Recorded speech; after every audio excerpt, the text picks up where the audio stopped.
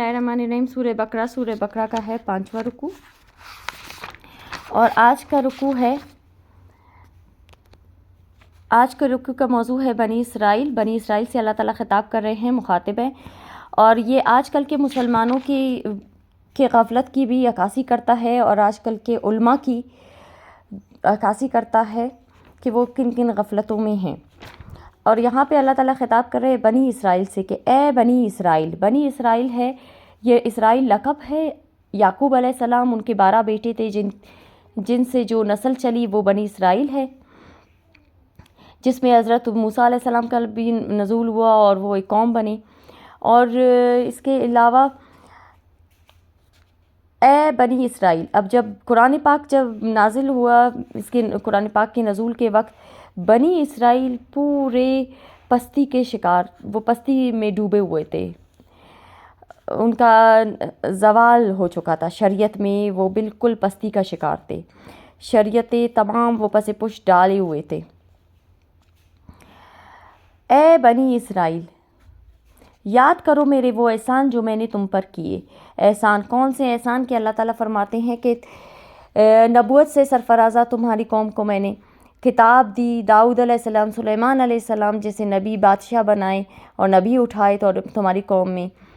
तो मेरी वो एहसानात तुम याद करो कि तुम्हें मैंने कितना नवाजा, और तुम पूरा करो मेरा इकरार, तो मैं पूरा करूँ तुम्हारा इकरार, और तुम पूरा करो। अब जब कुरान पाक नाजिल हो रहा है तो तुम इनकार ना करो, और तुम्हारे किताबों में भी ये निशानी आखिरी हज़रत मोहम्मद की निशानियाँ मौजूद है, तो तुम कैसे इससे इनकार कर सकते हो। यानी हज़रत मूसा से ख़िताब करके भी, और तौरात में भी ये आया है कि अल्लाह हज़रत मूसा से ख़िताब करके अल्लाह ने फरमाया मैं इनके भाइयों में से एक नबी बर्पा करूँगा और उसके मुंह में अपना कलाम डालूँगा और वो वही कुछ बताएगा जो मैं इसे कहूँगा। आखिरुज़्ज़मा आएंगे मेरे इस नबी हज़रत मोहम्मद को तस्लीम करो, इस पर ईमान ले आओ, लब्बैक कहो, तो तुम्हें तो इनाम बढ़ते जाएंगे तुम्हारे लिए। तो तुम अपना वादा पूरा करो तो तुम्हारे इनाम बढ़ते जाएंगे। यानी किस तरह तुम्हारे कौम में नबी भेजें और तुम्हें हक की राह पर रखा, अब तुम्हें क्या हो गया है जो तुम इतने गाफिल हो गए हो, और मुझ ही से डरो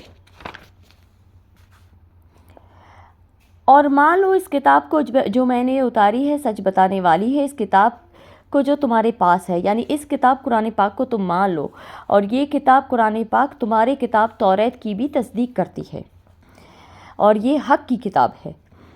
और मत हो सब में अवल मुनकिर उसके, तो तुम सबसे अवलीन मुनकिर ना बनो, तुम ही सबसे पहले उनका कुफ्र करने वाले ना बन जाओ। तुम तो मुंतज़िर थे, दुआएं करते थे। यहूद तो हमेशा बनी इसराइल वाले दुआएं करते थे कि आखिरी नबी का नज़ूल हो। अब उनके नज़ूल के बाद अब जब बैना आ गए हैं तो तुम क्या कर रहे हो, तो तुम ही इनकार कर रहे हो, तो तुम ही सबसे बढ़कर दुश्मन हो गए हो। और ना लो मेरी आयतों पर मोल तोड़ा और मुझी से बचते रहो। अब उनके पास जो किताब मौजूद थी तौरात, तो वो क्या करते थे, कसदन आखिरी नबी के नज़ूल का जब नज़ूल हो चुका हज़रत मोहम्मद का, तो वो उनकी निशानियाँ मानने से इनकार करते थे। और वो क्या करते थे, वो बातें छुपाते थे, हक़ की बातें, वो कुछ बातें छुपाते थे और कुछ बातों को रद्द बदल करके बताते थे। तो अल्लाह ताला फरमा रहे हैं कि तुम कुछ ना लो, यानी कि तुम इस दुनिया के लिए, यानी वो ये समझते थे कि अगर हम ये मान लें कि आखिरी नबी अरब में से, कुरैश में से हैं, और वो इसलिए कसदन ये करते थे कि आखिरी नबी का नज़ूल हमारी शाख में से क्यों नहीं हुआ, वो ये असद की बिना पर करते थे।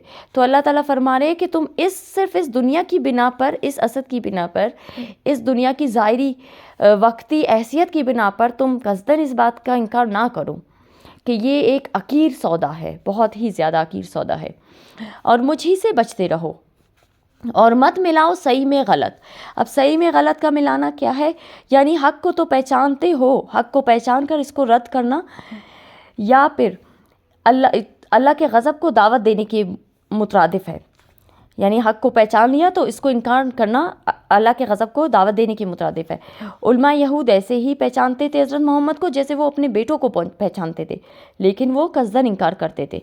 और सही में गलत को ना मिलाओ। اور مت چھپاؤ سچ کو جان بوجھ کر، کیونکہ وہ جانتے تھے حضرت محمد ہی آخری نبی ہے، وہ بخوبی جانتے تھے. تو اللہ تعالیٰ فرماتے ہیں تم مت چھپاؤ. اور ان کے کتابوں میں بھی یہ نشاندہیاں حضرت محمد کی موجود تھی جو وہ چھپاتے تھے. اور قائم رکھو نماز اور دیا کرو زکوٰۃ اور جھکو نماز میں جھکنے والوں کے ساتھ. اور اللہ تعالیٰ فرماتے ہیں نماز قائم کرو، زکوٰۃ دو، کیونکہ ان کی شریعت میں بھی یہ موجود تھی، یہ شریعتی قوانین. اور جھکو نماز میں جھکنے والوں کے ساتھ. اب جھکنے والوں کے ساتھ یہاں اشارہ ہے باجماعت نماز کا حکم دیا جا رہا ہے یہاں پہ، یعنی باجماعت نماز کا حکم دیا جا رہا ہے. یعنی اول تو رکوع کو انہوں نے اپنے ہاں سے خارج کر لیا تھا، رکوع کو اپنی نماز میں سے انہوں نے خارج کر لیا تھا، اور باجماعت انہوں نے ختم کر دی تھی نماز. کیا حکم کرتے ہو لوگوں کو نیک کام کا؟ تو وہ اپنے آپ کو بہت نیک پرہیزگار سمجھتے تھے اور لوگوں کو کہتے تھے کہ نیکی کرو یہ وہ، اور جو حق کی باتیں تھے وہ چھپاتے تھے اور کہتے تھے. تو اللہ تعالیٰ فرماتے ہیں تم کیا اپنے تعین وہ نہیں دیکھتے تھے، اور وہ کہتے تھے کہ دوسروں کو حکم دیتے تھے کہ نیکی کرو اور بھولتے ہو اپنے آپ کو. اور یہ آج کل کے علماء کیا کر رہے ہیں ہمارے معاشرے کے؟ کیا وہ یہی نہیں کر رہے ہیں؟ یہ جو بات حکم اللہ تعالیٰ فرما رہے ہیں علماء یہود کو، کیا ہمارے شریعتی علماء جو ہیں وہ یہ نہیں کر رہے؟ کیا حکم کرتے ہو لوگوں کو نیک کام کا، جو دوسروں کو تو نیکی کرنے کا حکم دیتے ہیں لیکن اپنے تعین وہ بھول جاتے ہیں. اور بھولتے ہو اپنے آپ کو.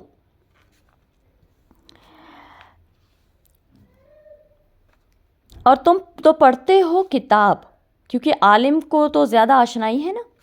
اور پڑھتے ہو کتاب، یعنی جو توریت تمہارے پاس موجود ہے تم تو پڑھتے بھی ہو، جانتے بھی ہو، پھر کیوں نہیں سوچتے ہو؟ اور مدد چاہو صبر سے اور نماز سے. اب یہاں پہ صبر کا بہت اس کی اہمیت ہے. یعنی علماء کے لیے خاص صبر کی تلقین ہوتی ہے کہ علماء ہر سو کیوں وجود میں آتے ہیں. جب وہ دنیا کے بکھاؤ بن جاتے ہیں، وہ ہر سو وجود میں آتے ہیں. جب وہ بکاؤ بن جاتے ہیں تو وہ دین کو بدنام کرنے والے ہوں گے، تو وہ دین کو استعمال کرتے ہیں، بدنام کرتے ہیں، تو وہ صبر نہیں ہوگا، ان سے صبر نہیں کرتے ان میں. تو حق بات اللہ تعالیٰ فرما رہے ہیں کہ تم صبر کرو، حق بات کہو، جو شریعت میں ہے وہ بیان کرو. یعنی دنیا کے متعلقات میں صبر کرو اور حق کا بول بالا کرو. آیا یہ مشکل کام ہے، اور البتہ وہ باری ہے، البتہ یہ مشکل ہے، کیونکہ حق کی بات کہنے میں آیا دو چار مشکلات ہیں، مشکلات سے دو چار ہونا پڑتا ہے. مگر انہی عاجزوں پر جن کو خیال ہے کہ وہ روبرو ہونے والے ہیں اپنے رب کے، اور یہ کہ ان کو اسی کی طرف لوٹ کر جانا ہے. لیکن وہ جو اہل ایمان ہیں، جن کے دل میں ایمان ہے، عالم دین ہے، ان کے دل میں ایمان ہے، یعنی متقی ہیں، یہ ایمان بالآخرت ہے. کیونکہ جو انسان کو سیدھا رکھتا ہے عمل کے میدان میں، تو یہاں پہ یہ فرما رہے ہیں اللہ تعالیٰ. اور یہاں پہ ہم وقفہ لیں گے.